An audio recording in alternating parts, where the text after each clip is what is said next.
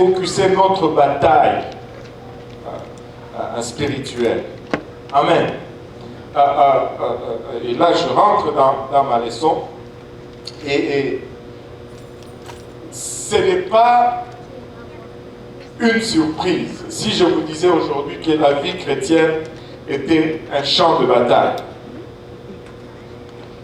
Depuis que vous êtes convertis, si vous êtes vraiment convertis, vous avez remarqué ou vous avez constaté qu'il y a eu des batailles qui se sont levées dans votre vie. Peut-être que même des batailles que vous n'aviez pas auparavant. Et si vous regardez vraiment la vie chrétienne est un champ de bataille, elles n'ont pas un terrain de jeu. Et ce n'est pas un jeu. On ne joue pas à l'église. On se bat pour nos âmes et les âmes d'autres personnes. Paul va souvent utiliser l'imagerie militaire pour décrire la vie chrétienne. Mais pourquoi est-ce que Paul a utilisé si souvent l'imagerie militaire? C'est probablement parce que les chrétiens du 1er siècle comprenaient cela assez facilement. C'était des chrétiens qui vivaient dans des sociétés où l'armée était très dominante. Aujourd'hui, l'armée est presque absente de nos vies, surtout ici. Si nous vivons en Afrique, c'est peut-être différent, c'est peut-être autre chose. En Afrique, l'armée est plus présente dans le quotidien des gens parce que le pouvoir est détenu par l'armée. On voit les soldats partout et les soldats, ils sont presque au-dessus de la loi. Et dans la société du temps de Paul, c'était presque pareil. L'armée était un peu omniprésente dans la vie des gens. L'armée était le symbole du pouvoir. Le pouvoir était détenu par l'armée. Si tu contrôlais l'armée, tu as contrôlé le pouvoir. Mais dans notre société, on n'a pas cette présence. Ce qui nous donne des fois un décalage quand on utilise cette typologie ou cette imagerie pour comprendre ce qu'est la vie chrétienne. La plupart d'entre nous sommes un peu détachés de la discipline militaire. Or, la vie chrétienne demande une discipline. Alléluia.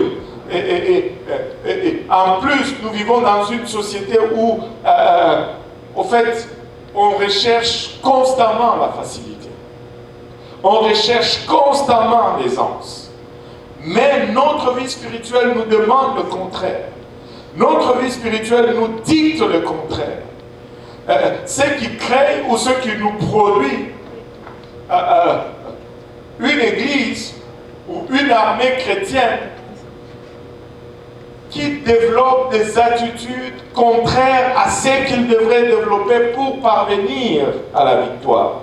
Par exemple, si tu as une armée, les soldats doivent se sacrifier pour les autres.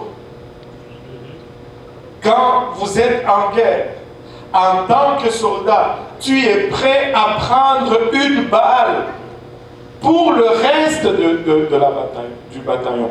Au fait, même quand on va en guerre, on donne de sa vie, on donne de son sang, non seulement pour nos amis avec qui on va en guerre, mais pour ceux qui sont au pays et qui ne sont même pas dans l'armée.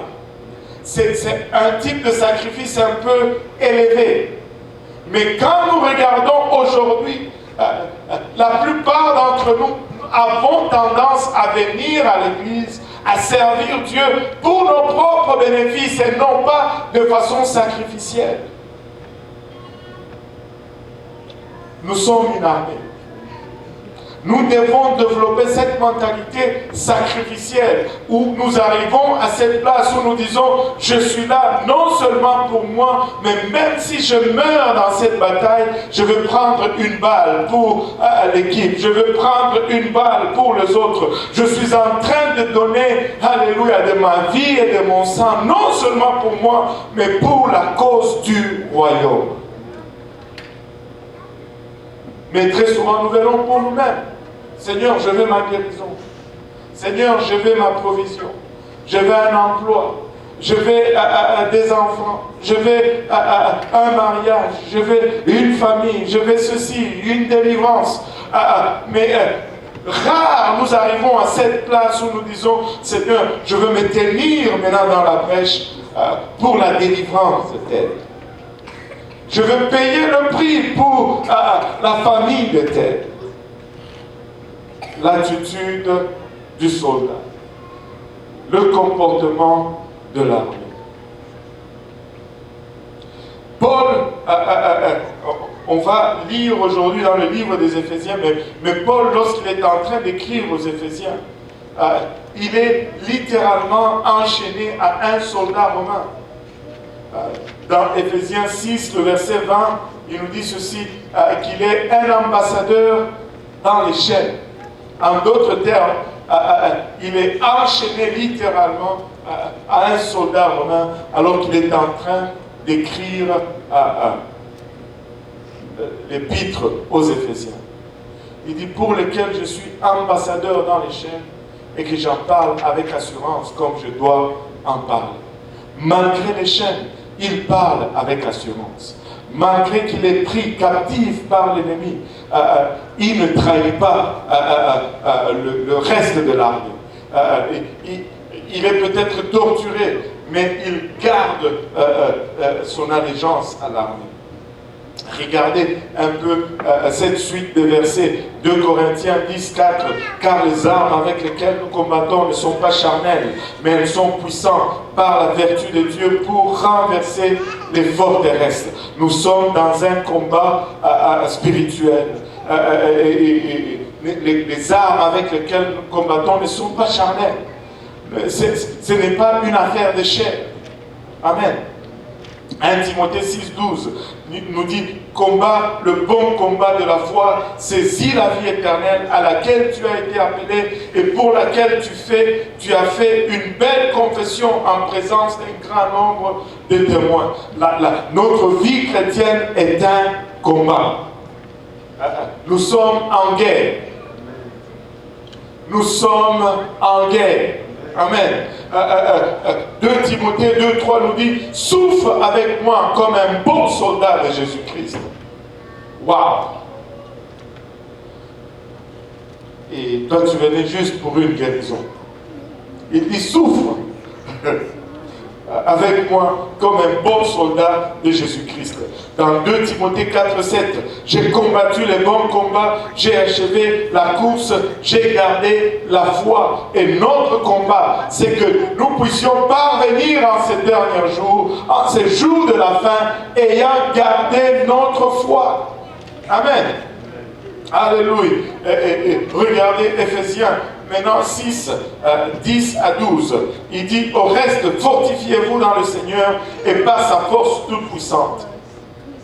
Revêtez-vous de toutes les armes de Dieu afin de pouvoir tenir ferme contre les ruses du diable. Car nous n'avons pas à lutter contre la chair et le sang, mais contre les dominations, contre les autorités, contre le prince de ce monde des ténèbres, contre les esprits méchants dans les lieux célestes. Et lisons un peu le verset 12 avec tous ensemble. Le verset 12. Est-ce qu'on peut le lire tous ensemble? Car nous n'avons pas à lutter contre la chair et le sang, mais contre les dominations, contre les autorités, contre les princes de ce monde des ténèbres, contre les esprits méchants dans les lieux célestes. Nous ne luttons pas contre la chair et le sang. Regardez, à chaque fois que tu t'en prends à la chair et au sang, tu es en train de faire le faux combat. Tu es à côté du combat. Que ce soit la chair dans l'église ou la chair à l'extérieur de l'église, c'est un faux combat. Et laissez-moi vous dire ceci. Si vous arrivez à identifier et vraiment à actualiser ceci dans votre marche, vous allez vous épargner beaucoup de frustrations et beaucoup d'erreurs. Tu sais, nous allons générer beaucoup. Je ne dis pas que l'homme est innocent. Non, non, non. L'homme est méchant, ça c'est certain. Mais tu ne peux pas t'arrêter juste sur la chair. Si tu commences à t'en prendre à un frère ou à une sœur, tu n'es pas en train de mener le bon combat. Le combat, c'est contre les esprits. Alléluia. Si, regardez un peu ceci. Si vous regardez toute la Bible, depuis Genèse jusqu'à Malachie, ou Malachie pour certains, je ne sais pas si c'est je n'ai jamais su si c'est Malachie ou Malachie. L'un ou l'autre. Bon.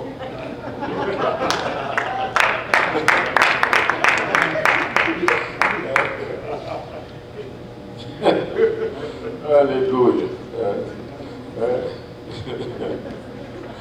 Oh, je pense qu'il y a un autre nom comme ça. Les Chaldéens ou les Chaldéens. Malachie ou Malachie. Bon, anyway, ça c'est un débat pour un autre jour. Alléluia. Mais si vous regardez dans votre Bible, depuis Genèse jusqu'à Malachie ou Malachie, il n'y a aucune possession démoniaque. Personne n'est en train d'être délivré d'un démon, ou personne n'est décrit comme étant possédé démoniaque. Rien. Est-ce que le diable n'était pas là? Non, il était là. Mais qu'est-ce qui s'est passé? Pourquoi cela? Si vous entrez dans le Nouveau Testament, les possessions démoniaques deviennent presque, pas une épidémie, parce que l'épidémie finit toujours, mais ça devient endémique. C'est là et c'est constant. Et on chasse les démons, et on les chasse, et on les rechasse, et on les chasse, et on les rechasse. Il y en a plein. Pourquoi cela? Au fait, le fait c'est ceci. Cette guerre spirituelle a toujours été là. Mais c'était une guerre qui s'est passée dans le ciel. Mais cette guerre spirituelle s'est transportée sur la terre. Lorsque Dieu est venu sur la terre, en fait, lors de l'incarnation, cette guerre est descendue ici sur terre. Avec l'incarnation de Christ, on dirait que la zone de bataille a changé de lieu. Et la bataille ici sur terre est devenue complètement différente. Cette guerre est descendue ici sur terre. Ce conflit spirituel pour les âmes de l'homme est descendu ici sur terre. Regardez un autre parallèle un peu qui nous aide à comprendre cela. Si vous regardez Israël, en opposition à l'Église, Israël avait une alliance physique avec Dieu. Tout ce qui était fait avec Israël était dans le physique. C'est pourquoi c'était l'ombre des choses à venir. Mais nous avons une alliance spirituelle avec Dieu. Israël avait une alliance physique et ils ont eu des combats physiques tout le long. Pour la possession de leurs promesses, c'était des combats physiques. C'était la guerre. Ils étaient dans le champ de bataille. Ils se battaient avec des gens. Mais pour nous, pour la possession de nos promesses, nous n'allons pas échanger de coups de poing avec des gens parce que nos promesses sont spirituelles. Ça devient des combats spirituels. Nous ne luttons pas contre la chair et le sang. Nous luttons contre des esprits méchants. Et par rapport à leurs promesses, ils avaient un combat. Et par rapport à nos promesses aussi, nous avons des combats. Nous entrons dans les bénédictions spirituelles, mais aussi dans des batailles spirituelles. Et cette guerre s'est déplacée sur la terre lors de l'incarnation et nous continuons de la mener jusqu'aujourd'hui. Elle est ici et nous continuons de la mener. La Bible appelle, il y a plusieurs appellations pour notre ennemi. Hein, et notre ennemi ne s'appelle pas Jean-Jacques, il ne s'appelle pas Serge, il n'y a aucun nom comme ça dans la Bible pour notre ennemi. Mais tu peux voir dans l'Ancien Testament, il y avait des noms pour l'ennemi du peuple de Dieu. Mais quand tu viens dans le Nouveau Testament, il y a aussi plusieurs noms qui reviennent. Ce n'est pas Paul, ce n'est pas Sambala, ce n'est pas... Non. Il s'appelle Satan, ce qui signifie adversaire. Il s'appelle le diable, ce qui signifie accusateur. Il s'appelle Bélial, ce qui signifie extrêmement méchant. Il s'appelle Lucifer, ce qui signifie ange de la lumière, le dragon, le serpent, Belzébuth, le malin, le tentateur, le Dieu de ce monde, le prince de la puissance des airs et les autorités de ce monde. Ce sont toutes des dénominations différentes qui sont données à notre adversaire. Maintenant, le diable a plusieurs tactiques. Il utilise plusieurs tactiques contre l'Église, contre nous, contre vous. Il utilise plusieurs tactiques dans le but de nous vaincre. Il va des fois accuser. Tu sais, quand tu as fait quelque chose, des fois, tu viens pour prier, le diable te dit, où est-ce que tu penses que tu vas aller avec ta prière? Après avoir regardé ce que tu as regardé, ou après avoir, tu t'es comporté comme tu t'es comporté. C'est une des tactiques du diable qui amène la culpabilité sur nous et qui rend très souvent inefficace notre prière. Mais laissez-moi vous dire ceci. Vous pouvez choisir d'écouter le diable. Ça, c'est un choix que vous avez. Mais vous pouvez aussi choisir d'écouter Dieu. C'est lui qui pardonne nos péchés. Nous pouvons aller vers lui avec assurance. Un des prédicateurs l'a dit de cette façon.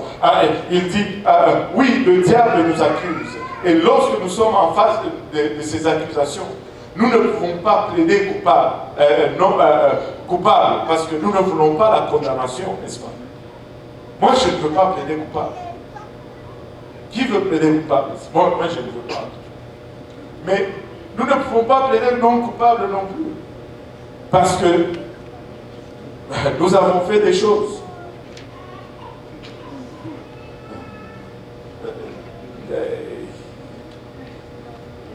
Nous avons fait des choses. Mais nous ne pouvons pas plaider non coupable parce que nous ne sommes pas innocents. Mais nous ne pouvons pas plaider non plus coupable parce que nous ne voulons pas la condamnation. Mais nous pouvons plaider le sang. Il dit, je plaide le sang. Je ne plaide pas coupable, je ne plaide pas non coupable, mais je plaide le sang de Jésus-Christ. Je peux plaider le sang de Jésus-Christ en tout temps et en toutes circonstances. Je peux plaider le sang. Lorsque le diable t'accuse, plaide le sang. Plaide le sang. Anyway. Alléluia. Il va nous accuser. Il accuse. Apocalypse 12, 10, il est l'accusateur. Il condamne. 1 Timothée 3, 6, il nous condamne même. Tu as fait. Il te condamne. Il dévore des fois. 1 Pierre 5, 8. Des fois, il frappe littéralement contre nous. Des fois, il emprisonne. Apocalypse 2, 10. Des fois, nous devenons prisonniers des situations. Prisonniers des mensonges passés, prisonniers de je ne sais pas moi, des dettes et toutes ces choses. Des fois, il nous rend prisonniers. Des fois, il nous prend au piège. Dans 2 Timothée 2, 26, il nous prend au piège. Des fois, il profite de nos situations, de notre positionnement. Dans 2 Corinthiens 2, 11, des fois, il essaie même de voler la parole. Même la parole qui nous est prêchée, il vient et il vole. Dans Marc 4, 15. Des fois, pendant même que je suis en train de prêcher, ou quelqu'un d'autre est en train de prêcher, il est en train de te souffler. Oh, c'est faux. Ou des fois, oh, j'aime cette tactique qu'il utilise très souvent. Quand tu prêches sur quelque chose, il prêche contre toi. Vous savez, il faut juste changer un mot. Il prêche peut-être pas contre toi, mais il prêche pour toi. Nous ne devons pas arriver à... Écoutez, lorsque le prédicateur prêche et que la situation adresse quelque chose dans ma vie, je devrais être content. Je devrais me réjouir parce qu'il se soucie de ma vie. Dieu se soucie assez de ma vie pour parler dans ma situation. Écoutez, les gens disent, oh, je ne veux pas prendre cette prédication personnelle. Oui, je dois prendre toute prédication personnelle. Quand c'est une bénédiction, tout le monde veut prendre sa personnelle. Mais quand c'est une correction, personne ne veut prendre sa personnelle. Sommes-nous déjà sanctifiés? Non.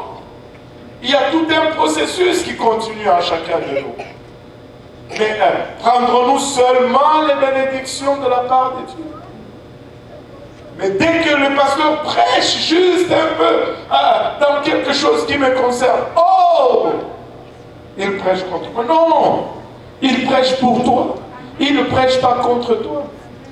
Parce que si tu le prends, c'est quoi les résultats? Ben, tu deviens meilleur. Tu évites une condamnation. Oh, alléluia, amen, gloire à Dieu. Ça, c'était pour m'aider un peu. Comme ça, je peux lâcher tout ce que j'ai à dire. Alléluia. Et Satan, laissez-moi vous donner une révélation. Révélation. Prophétique. Une dimension prophétique profonde. C'est quand tu dis prophétique, tout le monde est attentif. Satan n'est pas éternel.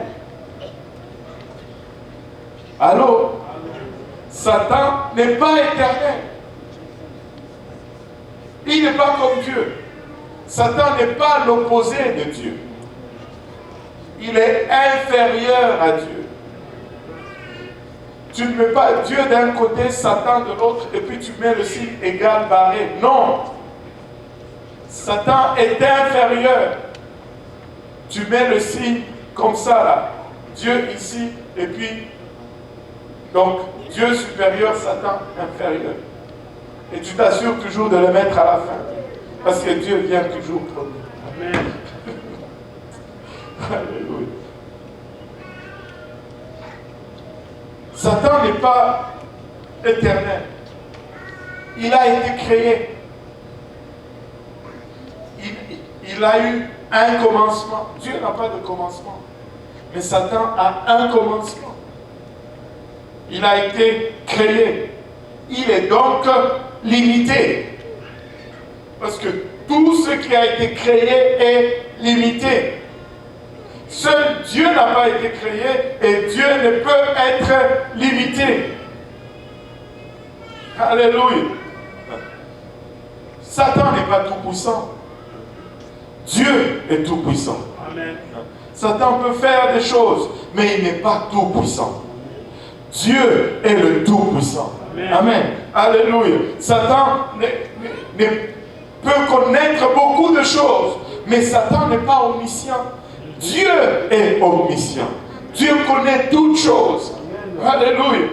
Satan ne peut pas être partout. Satan n'est pas omniprésent. Mais Dieu est omniprésent. Mais cela devait susciter un peu de questions en vous. Si je dis, il n'est pas tout puissant. Mais comment est-ce qu'il arrive à avoir des soucis souvent dans nous? Il n'est pas omniscient. Mais on dirait de fois que il sait tout ce qui se passe dans nos vies. Il n'est pas omniprésent. Mais je vais à mon travail, je le rencontre. Des fois, je vais bien même à l'église, je le rencontre. Savez-vous qu'il vient même à l'église? Le diable va à l'église. Et des fois même plus fidèlement que nous.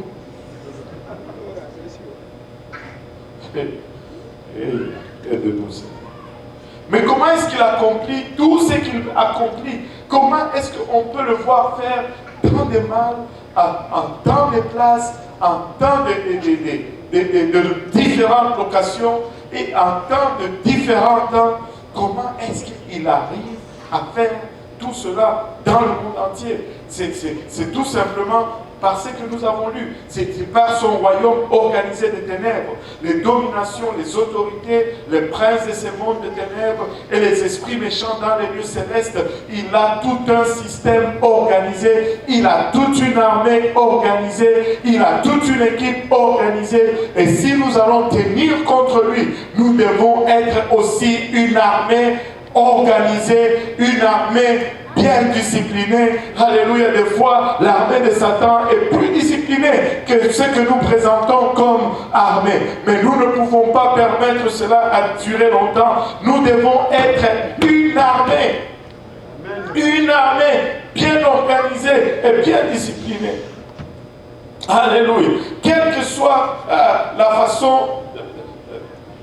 comment cela se présente dans notre situation à l'extérieur. Notre combat n'est pas contre les humains. Notre combat n'est pas contre les hommes. Peu importe comment cela vient, peu importe comment cela se présente, ce n'est jamais avec les hommes. Même si la sœur Nadine venait et te giflait aujourd'hui, regarde, ce n'est pas contre elle que tu luttes. Même si le frère Serge venait et il t'écrasait avec tout son poids sur son orteil, regarde plus loin que le frère Serge. Alléluia. Et je peux prendre beaucoup d'autres exemples. Si c'est le frère Apo qui te regarde et tu fais... Oublie le frère Apo. Oublie le frère Apo. Le combat est spirituel. Et si tu arrives à garder cette perspective, c'est déjà la moitié de la victoire que tu as gagnée. Tu t'évites les frustrations, tu t'évites les pertes de temps, tu t'évites... Écoutez, ne débat pas avec tes camarades soldats. Alléluia. Hey. Nous perdons notre temps à combattre les gens, alors que nous devions combattre le diable qui cherche à contrôler les gens et à les opposer à l'œuvre de Dieu. Si tu te bats avec les gens, tu perds le temps. Notre combat commence à être gagné sur les genoux, par la prière. C'est là où la victoire commence. Avant que cela ne se traduise physiquement, ça commence d'abord spirituellement. Si nous n'avons pas vaincu spirituellement, c'est une perte de temps. Ça ne sert à rien de se battre avec les gens. C'est pourquoi très souvent, écoutez-moi bien, c'est pourquoi très souvent, il n'y a pas grand-chose à faire. Parce que frère tel a fait ceci. Tu t'attends que le pasteur prenne le bout de micro et aille le frapper sur... Non, ça ne sert à rien. Ça ne sert à rien. Ça ne donne presque rien. Ça ne donne rien. Prie. Intercède. Vois l'esprit en arrière. Serre-lui la main, frère, je t'aime quand même. Sœur, tu es ma sœur. Je t'aime quand même. Mais je veux prier contre l'esprit qui veut te mettre contre l'œuvre du Seigneur.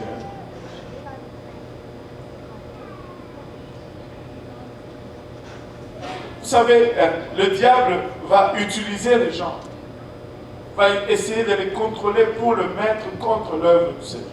C'est pourquoi il aime vraiment les gens qui sont très religieux et qui vont à l'église souvent. Ce sont